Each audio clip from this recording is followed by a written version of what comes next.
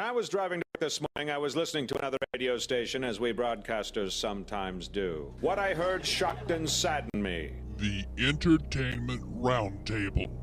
They're here, nerds. Wait, is this the group that goes around mutilating squirrels? You just mind your P's and Q's, Buster, and remember who you're dealing with. Well, at least we found them.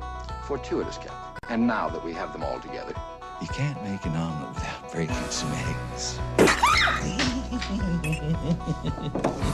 The Entertainment Roundtable. They make one person go, blah, blah, blah, blah, and the other person go, what are you talking about? And then one person goes, blah, blah, blah, blah. Hello, welcome to another edition of the Entertainment Roundtable. Steve West off again this week. This is Jeff Myers running the show into the ground, probably. Yeah. Dave in there in the studio. Haven't heard from Josh yet. Don't know if he's going to come in. If so, fashionably late, as he quite often is. And on the phone, our good friend Ryan. How's it going today, guys? I am doing excellent, and I am more than happy to get on with this electrifying roundtable because there is so much to talk about. I know this. I've got like 11 pages of stuff. I have to say, I am really super excited. Are you? I really am. You look like you are. If you could see him, Ryan, it's like there's a twinkle in his eye and a spring in his step. Yeah.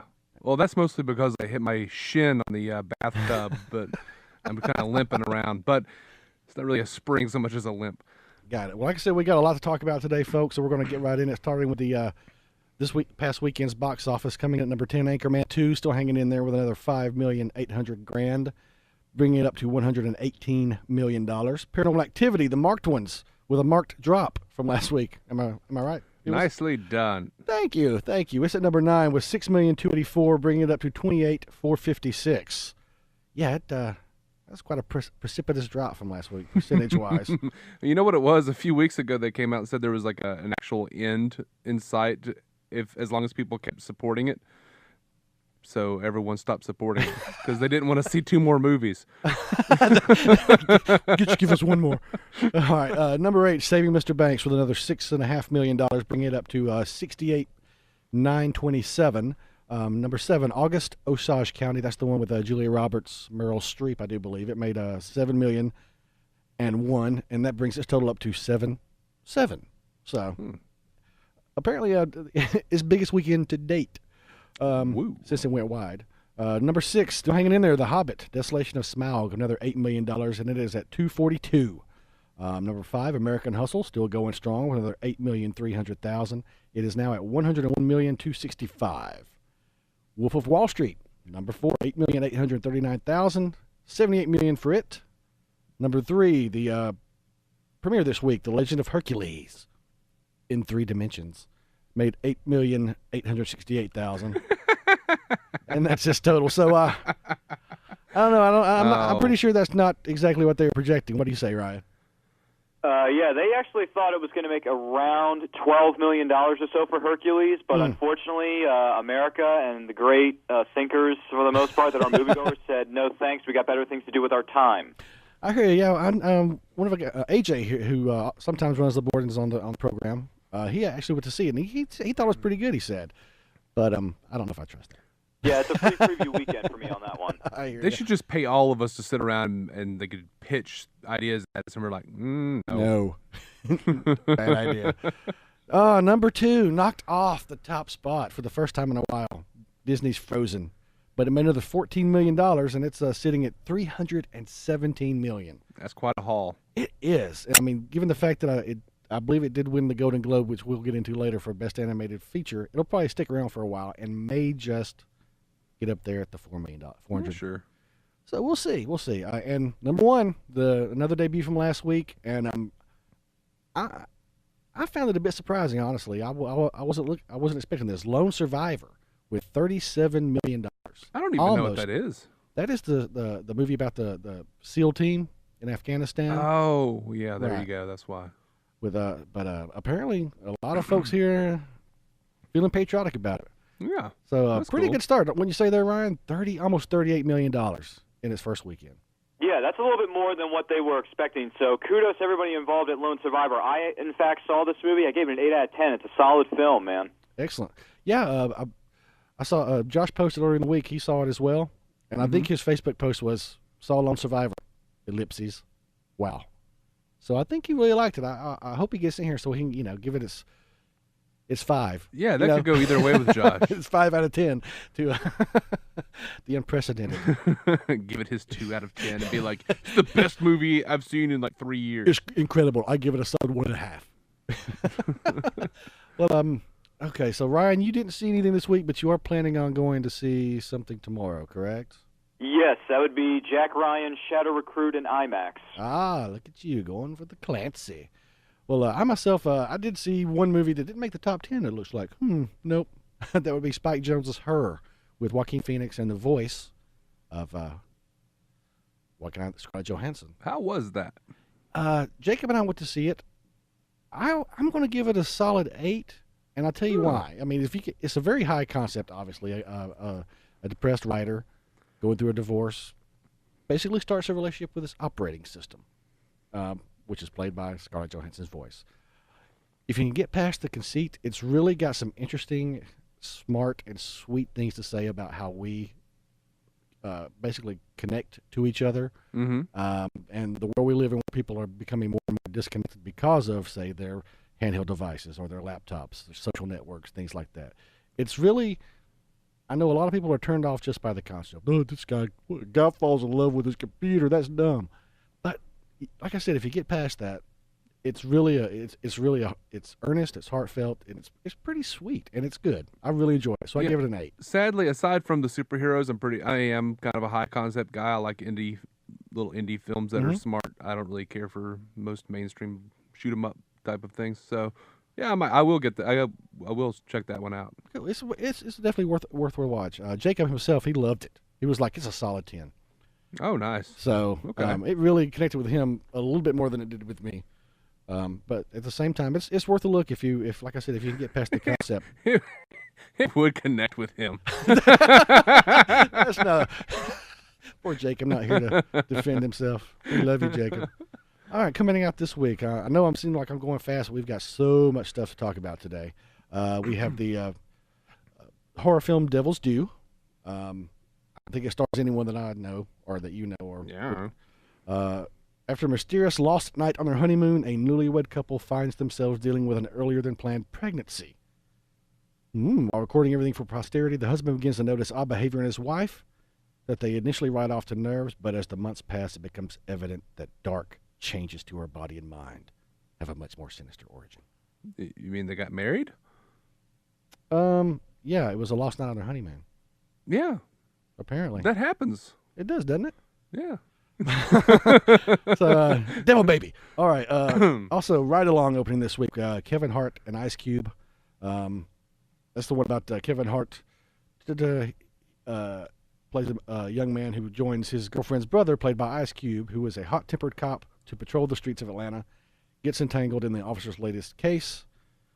He must survive the most insane 24 hours of his life. Yeah, I have seen the trailers for that all over YouTube. It looks awful. So any interest in either one of those that I've mentioned so far yet, Ryan? Negative, sir, other than Jack Ryan. Oh, here, I got you.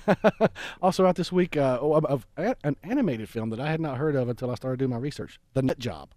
Huh. Yeah. In animated 3D, The Nut Job is an action-packed comedy in fictional Oakton that follows the travails of Surly, Will Arnett doing the voice. Oh. A mischievous squirrel and his rat friend Buddy who plan a nut store heist of outrageous proportions. So, I will not see that. But I know. Was that even on your radar at all, Ryan? Have you even heard about this? A Nut Job. I have vaguely heard anything about it on the TV, much less seen poster boards for it all over town or in my theater. I mean, I saw a banner for it once or twice, but other than that, I really don't care. So you don't think it's poised to knock Frozen off the animated top? Who knows? I mean, it may take off. You know, I think everyone has seen Frozen at least 3 times. No, you know what? It's Will Arnett, so you'll probably go to the theater and like halfway through they'll just shut it off and say the movie was canceled. Oh my God, poor Will Arnett. And then the big one that I think would be the big one for this week: Jack Ryan, Shadow Recruit. That's based on obviously the character who's appeared in numerous movies from The Hunt for Red October, played by Alec Baldwin, and Harrison Ford had his 3, right? Was he played by Affleck? Yeah, he was played by Affleck. Yeah, it was in The Sum of All Fears. That's right. Which was not terrible. Yeah, they actually detonated a nuke in America in that one. But this one obviously is sort of a reboot of the character, I guess, sort of a la Casino Royale. But it sort of updates him because he was really a Cold War hero. But this time he goes to his time in Afghanistan to where it becomes like a CIA operative to stop a plot to collapse the United States economy. It's directed by Kenneth Branagh, so I mean, it's got some pedigree. It's got Kevin Costner in there, sort of, his CIA handler, Harper. So, and I know Ryan, you're excited to go see that one this weekend. Looking forward to it. Absolutely. Cool. First movie of the year for me officially. All right, then. We should have a song for this moment. It's your first film of the year. No, forget it. Yeah. All right, going to go ahead and 2014. Shadow Recruit. Hitting home video this week. Coming up, we've got Captain Phillips, which I saw and thoroughly enjoyed.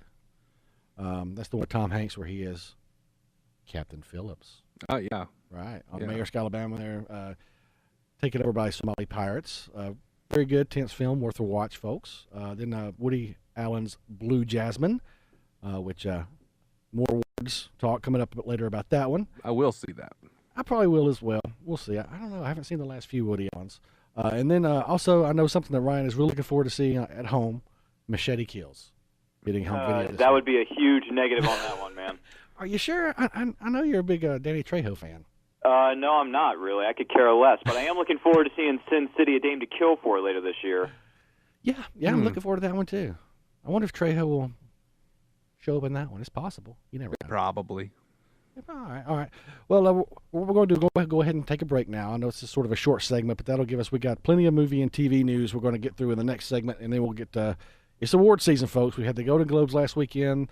The Oscar noms came out, as well as everyone's favorite awards, the Razzies, were announced this week. So we'll hit on that right on the other side of this break on the Entertainment Roundtable. Hope you got your popcorn, because we're back to the Entertainment Roundtable on Superstation 101. When you were young and your heart was an open book. Paul McCartney. Little James Bond coming back. I don't know why I played that one, except I like the song. And it is actually a movie song, so. Sure. There you go. All right, we got all kinds of movie news to get up to here. And Ryan, looks like I know you're happy about this one, my friend. We have a new top earner for 2014. Iron Man 3 has been knocked off the perch. Give us the details on the new queen of the box office. Yes, sir. Without further ado, The Hunger Games: Catching Fire has surpassed Iron Man 3 domestically for being the highest-grossing film of 2013 with over $415 million in its pocket. And also, for the first time in 40 years, a female is leading the annual box office for the entire year, and that honor goes to Katniss Everdeen herself, Jennifer Lawrence. We love you. I do. I really like her. Yeah, I do too. And, I'm not sure if it's her or, the story itself, but congratulations, Jennifer Lawrence. What was the last one? It was oh, darn. You lost it. I did. I had it the last movie to do it wasn't Rosemary's Baby, was it? No. I forget. Anyway. I have no idea. Man, I read an article about that last week, but I didn't write it down. And as you can see, I'm a professional. Google magic. Don't try this at home, folks. It's rough. Mm-hmm. All right. And Ryan, looks like someone who has already taken a couple of trips to Jurassic Park won't be taking the ride into Jurassic World. Who is that, my friend? Yes, that would be Dr. Alan Grant, played by the one and only Sam Neill. He will not be returning for Jurassic World, which is going to hit theaters everywhere on June the 12th, 2015. Currently, you have Chris Pratt, Bryce Dallas Howard, among many others currently attached. Goldblum? I hope so. They better get him back. If you want comedy in that film, you bring in Jeff Goldblum, brother. I don't know. Chris Pratt's pretty funny. It didn't occur to me until just now, but Neil should have played Dr. McCoy in the new Abrams reboot. Why do you say that? He kind of looks like him. He's cantankerous and would probably do a better job than Urban. I don't know. I like Carl Urban in the role. Yeah, I do too. Carl Urban. But I think Gary Sinise or Neil would have done a better job. Maybe. Yeah, they're a little old, though. They probably want these folks to play them for many years. That's not going to happen. All right. This is a little standalone bit of superhero news for Ryan. It looks like another well-known and respected name is entering the Marvel movie universe. Who's joining Paul Rudd and Ant-Man, my friend? Yes, sir. This is a move for Marvel that I would consider to be way out of left field, but they have got the legendary actor by the name of Michael Douglas has been cast as the first Ant-Man, known as Hank Pym. He will star along Paul Rudd, who's taken on the character of Scott Lang, and the film is going to hit theaters everywhere in July of 2015 for Ant-Man. Wow. What do you think about that there, Dave? I don't want this so hard. Really? Why is that? I want it to be Hank Pym. I want Wasp. I want them to be a part of the Avengers. I don't like Michael Douglas. You don't like Michael Douglas? No. Oh, come on, man. It's awful. Okay. I think it's kind of interesting. I mean, he's okay. It's a weird choice, but I would rather see Hank Pym.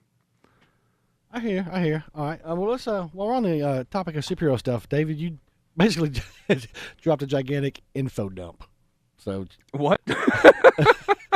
Dropped a giant info dump on me. Okay. In one email, you got like 18 stories in there. Yeah, that's the way I do it. I stack them. Superhero news. Do it. Yeah. So Scarlett Johansson has been heaping the praise on Joss Whedon's Avengers: Age of Ultron script. She calls it dark, dry, with an amazing one-liner, glass-cutting sense of humor. She also says it's very cerebral, but doesn't lose the exciting comic book aspect. Is smart and doesn't feel like a rehashing. Characters and plot lines will be moving forward. Imagine that. Yeah. Wow. Character growth and change in a sequel. I know. Who would have thought it? Thank you, Scarlett Johansson. I trust you. I actually kind of do trust her. I do. I mean, she's been around for, sure, since Iron Man 2, so why not? Ryan, any thoughts on that one? No, yeah. I mean, she's been a part of the Marvel Universe for a little while now. She's gotten her feet wet enough to the point where she can make those kind of comments. So, yeah, good for ScarJo. Looking forward to Avengers 2 because it is going to knock James Cameron and his little film known as Avatar off its perch as the #1 film of all time. Bold words, my friend. Yeah. Hey, I'll tell you what. It's either going to be that or Batman versus Superman. Either one of those two films is going to take the #1 spot. You heard it here first. Heard it here first, folks. Ryan's called it. Well, there's no way that Batman vs. Superman isn't going to make like $2 billion at the box office. This is true. Unless it's terrible. Although, yeah, there was Man of Steel. What's next, sucker? All right, so Baron von Strucker, who's a character from the comic books, has been cast. German actor Thomas Kretschmann, best known from NBC's Dracula, will be playing Baron Wolfgang von Strucker, a former Nazi leader of Hydra who in the comics wields the Satan Claw, a gauntlet that delivers powerful electrical shocks and heightens Strucker's physical strength. That's interesting. He was also the captain of the ship on King Kong. Yeah. Peter Jackson's King Kong, so people may know from there. But it looks like he's going to be like a sort of a, second-tier villain in Age of Ultron. Interesting. I wonder if it'll be sort of like a James Bond type opening with him, like taking him down. Yeah, that'd be kind of cool. I would like that. What are your thoughts on that there, Ryan? No, yeah, granted, I don't know anything about some of these other supporting characters that are entering the Marvel Cinematic Universe, but like I said before, bring in characters no one's ever heard of before and make it look good. So I'm looking forward to seeing these characters. I hope he has the monocle myself. I mean, come on. He's got to. He's got to have the monocle. And the purple. Right? The purple. Are you thinking Zemo? You're thinking Zemo, aren't you? I'm thinking Zemo. I am. Baron Strucker's bald with a monocle. That's true. You're All right. God, man, I just nerded myself out. Wow. Next. Wow. Every villain in the Marvel Universe has worn purple and green at some point. This is actually true. Yeah. Let's move along, my friend. So technically, I'm correct. All right, last bit of Marvel movie news. Johnny Depp is actually rumored to be playing. He's actually rumored to be in talks to play Doctor Strange, which would probably come out after Ant-Man in 2015. Yeah, I've heard that rumor too. And I think it's kind of interesting. I mean, if it actually pans out, Robert Downey Jr. stepping out after, or he says he's not going to do the solo Iron Man film. So, I'm really signed up through Avengers 3, so it would be kind of smart to bring in a big name, sort of draw. See, I thought they were going to do that with Rudd even with the sort of same archetype as a character, playing Hank Pym, it's kind of like a Tony Stark, would fill that Iron Man role. But now with the Michael Douglas news, I'm just like, okay, what? Right. Ryan, what are your thoughts on this? Yeah, I don't like to dive into rumors very much until we get an official statement from our boys up at Marvel Studios. But, Johnny Depp, he needs to take a break for a while. He needs to do, some serious films and not Marvel films. We don't need him in the MCU right now, probably not ever. But with Doctor Strange, there's a couple of actors I can see playing that role. But one actor that jumps to mind for Doctor Strange is, I don't know, maybe potentially Jeremy Irons. Huh. I mean, he would be good, but he'd be older. But, yeah, I mean...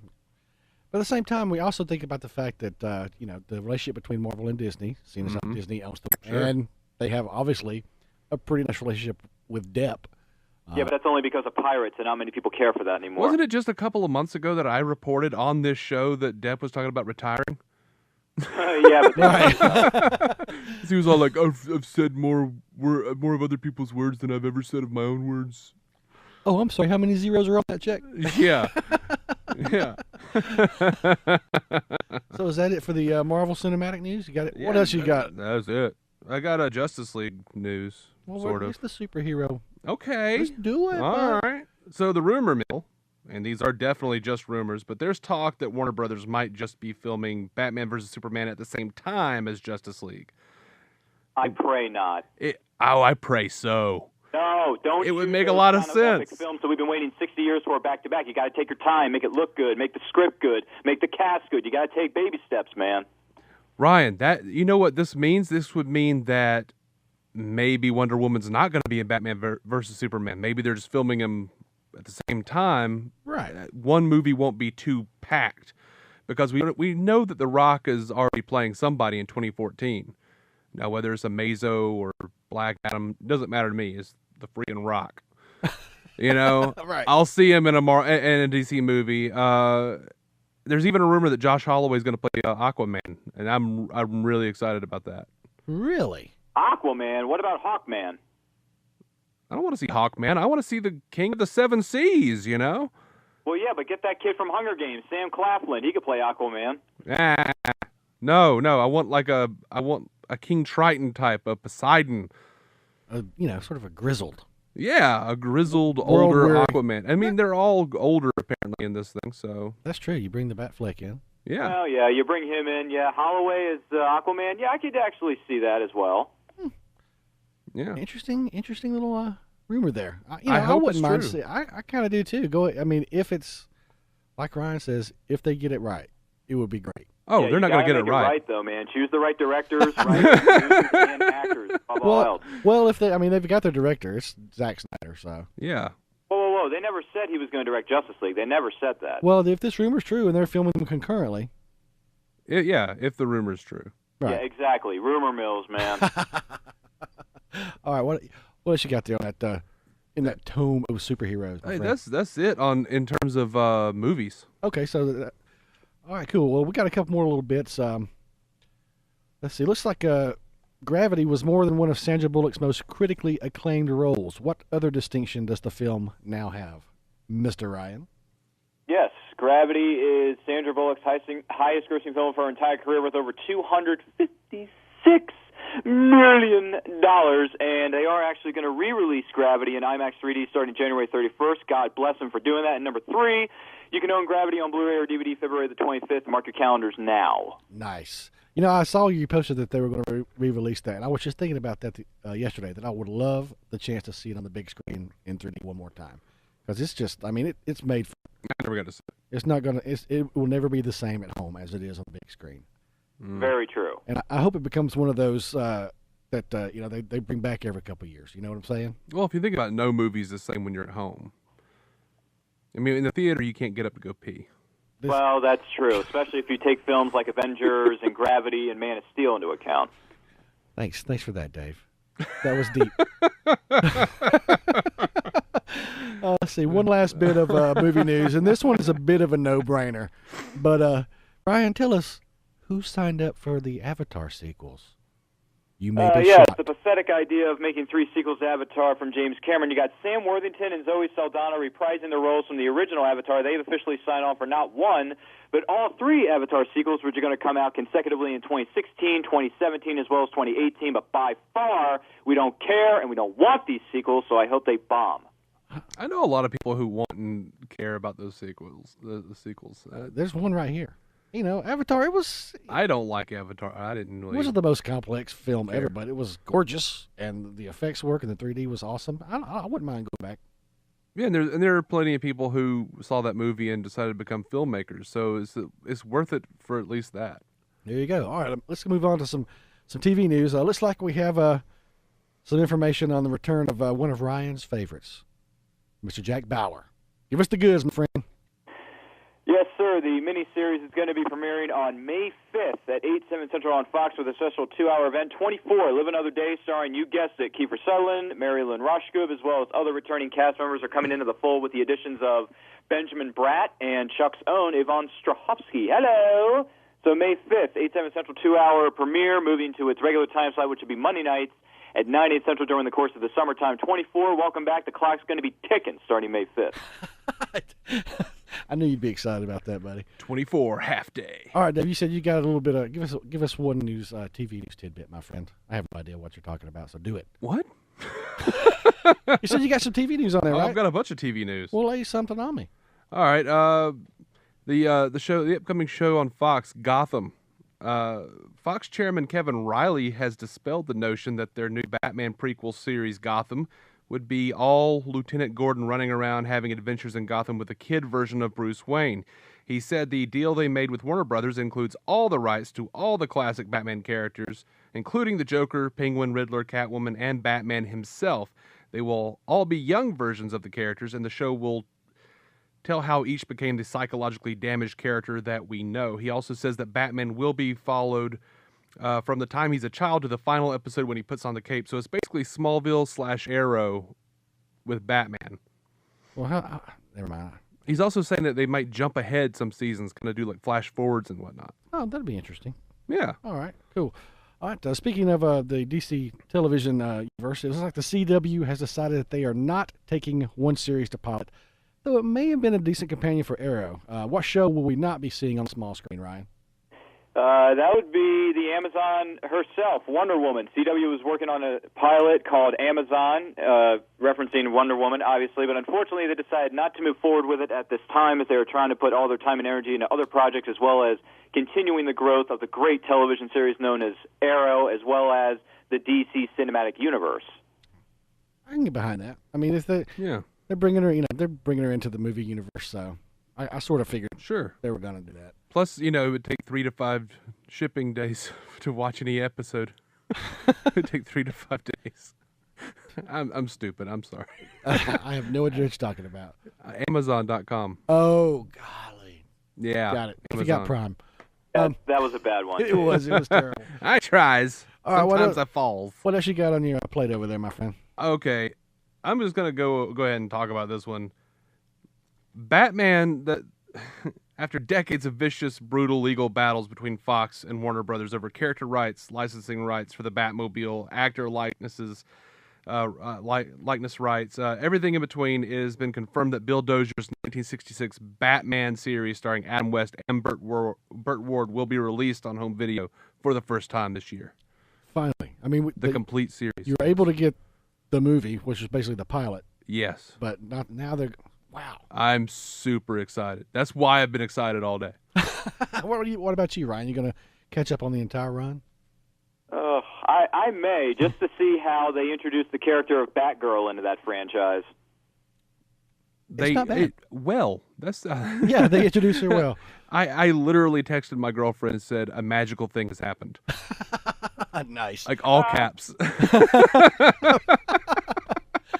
That's good stuff. Well, we still got a few more television tidbits, but we're running out of time in this segment, so we're going to go ahead and take a break. When we come back, I know that Ryan and I have a couple of reviews for some new series on there, and Ryan's got a piece of news he's very excited about as far as Agents of S.H.I.E.L.D. So, folks, stick around. We'll be back in just a minute. We now return you to your regularly scheduled programming, the Entertainment Roundtable on Superstation 101. Just sit right back and you'll hear a tale of a fateful trip that started from this tropic point aboard this tiny ship. All right, coming back to the sounds of Gilligan's Island for a reason. Because this week, the professor himself, Russell Johnson, passed away. I believe at the age of 82. Natural causes, died of kidney failure. So I believe that leaves only Ginger and Mary Ann are the two remaining cast members. Yeah. Do we count Ginger since she didn't come back to the reunion movies? Yeah, sure, why not? I mean, she was on the show. Yeah. As a regular. Yeah. All right, so let's get another bit of TV news that I know Ryan is very excited about. He's not exactly the biggest fan of the show Agents of S.H.I.E.L.D., but one little piece of information an upcoming guest star has him stoked. Who be it? Well, for Marvel's Agents of S.H.I.E.L.D., they have made a smart move in which they are going to bring on someone from the Thor universe, and what I mean by that is that Lady Sif herself, yes, Jamie Alexander, the great sci-fi goddess, is going to make a special guest appearance on an episode of Agents of S.H.I.E.L.D. We're not sure when it's going to air, and all we know for her storyline is that she comes to Earth, a.k.a. Midgard, for a very important mission, but we don't know any other details other than that. But I cannot wait because this is going to be probably the best episode of Agents of S.H.I.E.L.D. ever because the show is not very good. Let's be point blank. And the ratings have downhill. So Agents of S.H.I.E.L.D., you're going to be here for maybe one season, so you might as well go out with a bang. Ryan, did you not figure out why she's coming to what the mission is? I mean, it's obvious. Verily, she has come to boost ratings. Right. I would have words with thee. All right, David, you got a couple of more TV tidbits before Ryan and I give our thoughts on some new shows. So. Yeah, speaking of Agents of S.H.I.E.L.D., Bill Paxton is going to be joining the show this winter as Agent John Garrett, a rough-and-tumble former cohort of Agent Coulson with a little bit of attitude and cigar-smoking swagger. When he got his promotion to level 7, he refused to sit behind a desk and doesn't like the formalities of S.H.I.E.L.D. Apparently he's going to be helping Coulson solve some mysteries, and he's not afraid to rig an explosive or two. His character originated from the comic books, the 80s Frank Miller book, Elektra Assassin. Interesting. Yeah. I wonder if he's on an episode when Sif comes there, if he tells everyone to put her in charge.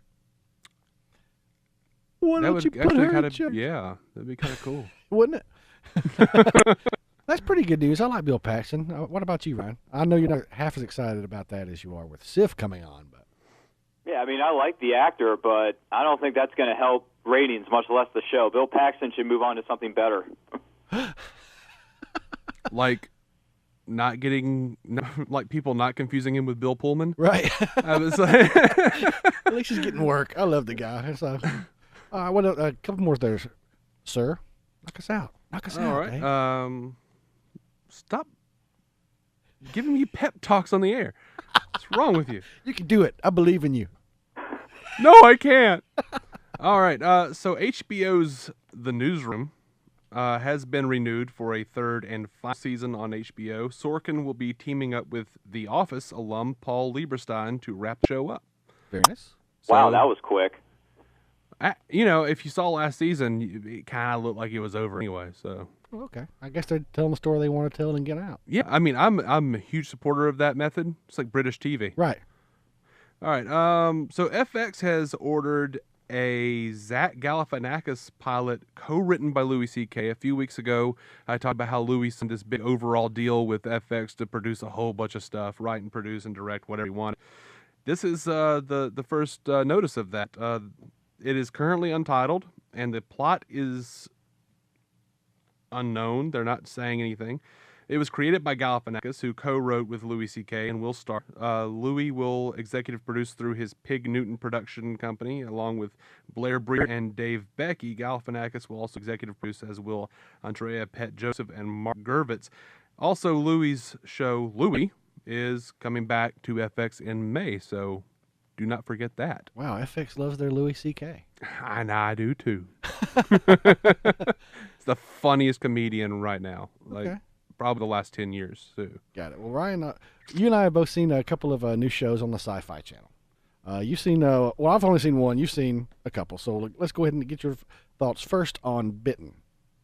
Alrighty, well, on Sci-Fi, Bitten is a new series which can be seen every Monday night at 10/9 Central, starring Smallville alum Laura Vandervoort as the character known as Elena. She is a female werewolf, and she's trying to live a normal life out in the big city, but her family drags her back because one of there was a victim found in the woods that was killed by a wolf, and they think it was one of their either members of their family or somebody who's trying to come after her family. So she has to go back to where it all began for her and try to figure out what is going on in her community. So other than that, I thought the pilot was pretty good. Could have been better, could have been worse, but it was pretty good. 3 out of 4 stars for me. Laura Vandervoort, been a fan of her from the very beginning when she appeared on Smallville and made it awesome. So yeah, Bitten's a good show. Check it out. Sci-Fi, Monday nights. Be there. Now, I've seen every episode of Smallville. Who is she? She played the iconic character known as Kara/Supergirl. Who is she? Hello, come on, man. She was his cousin. Oh, yeah, yeah, okay. Yeah, I didn't like her. Okay. Well, as a bookend to the weekend, on the other side, Friday nights, we have on Sci-Fi Helix. I saw that, Ryan. You also saw it, so we'll go ahead and let you give your thoughts first. Yes, sir. For Helix on Sci-Fi, a bunch of scientists try to figure out what virus it is, but they're not really sure. All kind of creepy, eerie things go on. Stars Billy Campbell, who's been in a couple of different films as well as television projects. Thought it was all right, not the best. I don't think this should have been a series. I think this should have been like a made-for-TV movie kind of thing, if not a movie itself, because I just don't see it as a really successful miniseries. Doesn't bring anything really new to the table, but other than that, I thought it was decent. And by the way, David, Laura Vandervoort is okay. She's one of the most beautiful women on the planet. Watch season 7. That doesn't make her a good actress. Yeah, it does. Yeah, it does. She was on V, which was on ABC for 2 years. She's been on a couple of independent movies. She was in a couple of other movies. She has a lot under her belt, man. Yeah, I didn't need her IMDb page, man. We're good. We're good. It's preference, baby. It's preference. Well, I watched Helix as well, and I thought it was a pretty interesting. I'm more of, if the concept is strong, I'll give a pass to some, I guess, tropes. And it is sort of trope heavy. You've got the people that they get quarantined getting upset about it. Why are we in here? That kind of thing. And I'm very interested from the preview to see where it's going, because it looks like not just your typical sort of virus let loose in a compound. There seems to be a little bit more going on under the surface. It seems like they're going to expand it, later in the series. So I saw the first two episodes aired last week, and they were pretty solid. I'd give it at least a 3 out of 4 stars for me, and I'm going to DVR every week and watch it. So Helix, worth a look. Worth a look. All right, the time we got left, which isn't very long, try to hit this is award season. Last weekend we had the Golden Globes, and a lot of winners, obviously, some losers, and a lot of people say that the Golden Globes are often sort of a gauge for the Oscars. And those nominees came on Thursday, as well as our favorite awards, the Razzies. Those nominations came out. But Ryan, you got to hit us up with some of the bigger Golden Globes winners, including Best Picture, Actor, Actress, that kind of thing. Yeah, sure. For the Golden Globes, Best Drama went to 12 Years a Slave. The Best Comedy and/or Musical went to American Hustle. Best Actor in a Motion Picture went to Matthew McConaughey for his work in Dallas Buyers Club. Best Actor in a Motion Picture, which was a comedy and/or musical, was Leo DiCaprio for The Wolf of Wall Street. Good God.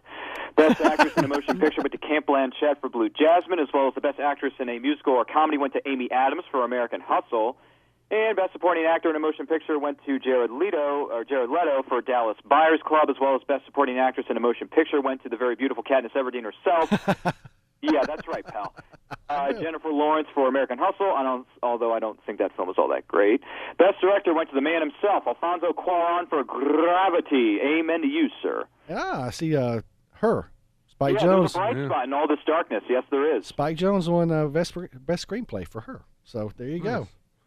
No love for Man of Steel. Come on, man. What? No Riddick? And and something that no one, I'm sure, is surprised about. Breaking Bad was the best drama TV series. And sure. Cranston won Best Actor for his work there. I haven't even seen that. That is just. That is just and right. I'm with you on that. I mean, that is a show. It just gets. It's fantastic. I love it. All right, Let's hit some of the Oscar nominations and see how they stack up. What do we have for 10 for Best Picture?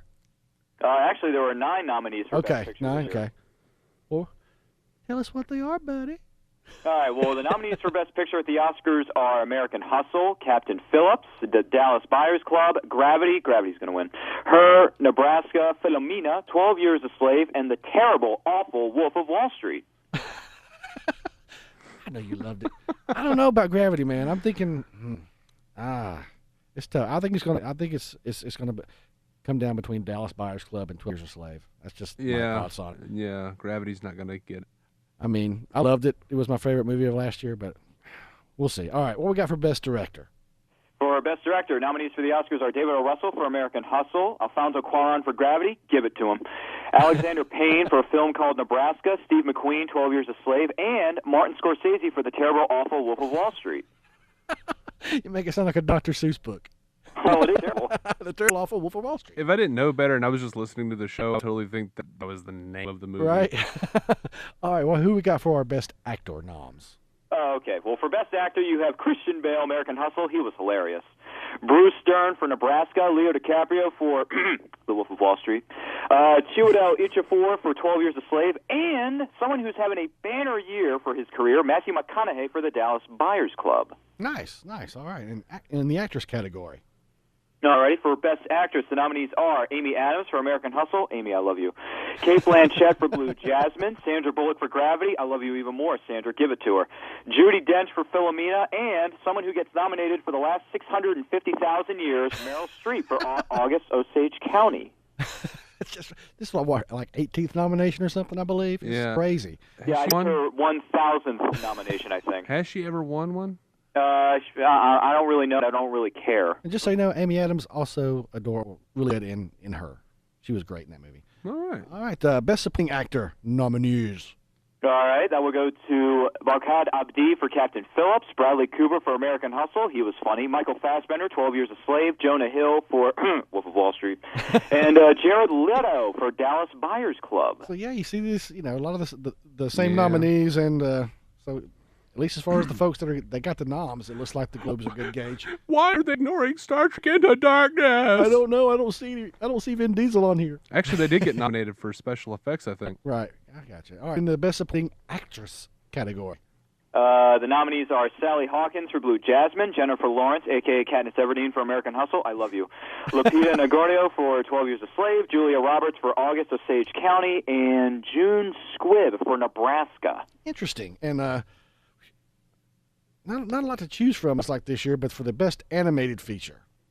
All right, the nominees for that category are The Croods, Despicable Me 2, Ernest and Celestine, or Celestine, whatever the heck that is, Frozen, and The Wind Rises. Miyazaki's last one. That one's going to be his to win, I think. Yeah, he should win it. Because, it's weird. I haven't seen any of these animated films yet this year. Yeah, I haven't seen any of them. Interesting. So, yeah, a lot of familiar names, and from the Golden Globes to the Oscars. Now let's move on here in the time we got left. Let's hit those Razzie noms. What we got for the worst picture? This is where it gets good. The Razzies are going to be held on Saturday, March 1st for the nominees for Worst Picture of the Year. This is for the Razzies now. You got After Earth, Grown Ups 2, The Lone Ranger, give it to him, A Medea Christmas, and Movie 43. Oh, what? No, Riddick. I don't know. All of those, I think, were probably worse than Riddick. I haven't seen any of those. And worst Man of Steel. In the Worst Actor category.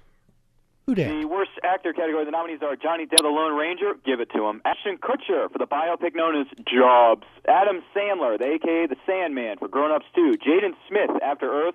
And Sylvester Stallone for Bullet to the Head, Escape Plan, and Grudge Match. I like that they included, for 3 films, he was terrible. Hey, come on. All right, who we got for the Worst Actress?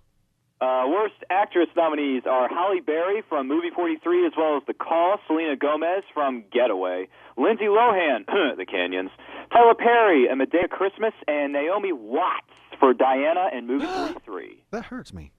I like me some Naomi Watts. I like her too. I haven't seen that biopic known as Diana yet. And I won't. Yeah. but she was great in The Ring. All right, who we got for Worst Supporting Actress? Oh, jeez. The nominees are Lady Gaga for Machete Kills, and give it to her anyway. Salma Hayek for Grown Ups 2. Katherine Heigl for The Big Wedding. Kim Kardashian, Tyler Perry's Temptation. Who knew she was in a movie? Lindsay Lohan for Inappropriate Comedy and Scary Movie 5. Lindsay getting the double nod. Why don't she take some both? All right, the worst supporting actor. The nominees are Chris Brown, Battle of the Year, Larry the Cable Guy for Medea Christmas, Taylor Lautner, Grown Ups 2, Will Smith for After Earth, and Nick Swardson for A Haunted House and Grown Ups 2. Oh, Nick. I actually really hope Will Smith gets it. You know what? There's a chance that father and son could take home Razzies this year. Yeah, there you have it. That'd be great. All right, the worst director. I like this first one. Worst director nominees are the 13 people who directed movie 43, Dennis Dugan for Grown Ups 2, Tyler Perry for Medea Christmas as well as Temptation, M. Night Shyamalan, M. Night Shyamalan, After Earth, and Gore Verbinski for The Lone Ranger. Give it to him. We'll go ahead and run out of time here. Get to the worst remake, off, or sequel.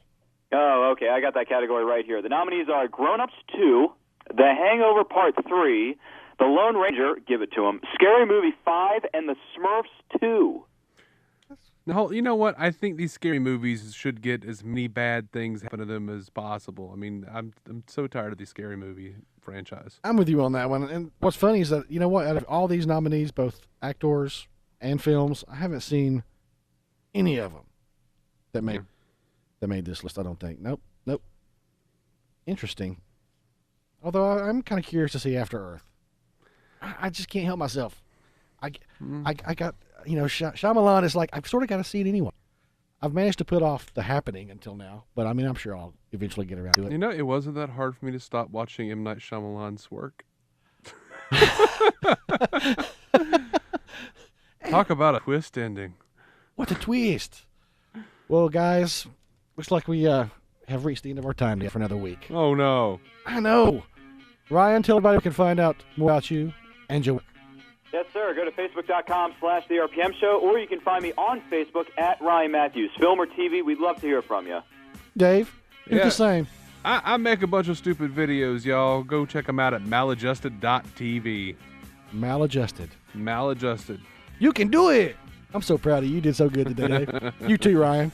Well, everybody, thanks for listening to the Entertainment Roundtable. Steve West should be back tomorrow. I audibly heard the sigh of relief from many of you. Oh, but you did good too, man. Oh, thanks. I appreciate it. Josh is going to be sad he missed this one. This was a fun show today. I know. All right. Maybe because he wasn't here. Dave, Ryan, we'll see you guys next week. Y'all be good. All right. Thank you very much for having me on the show. You guys take care. Absolutely, my friend. Bye.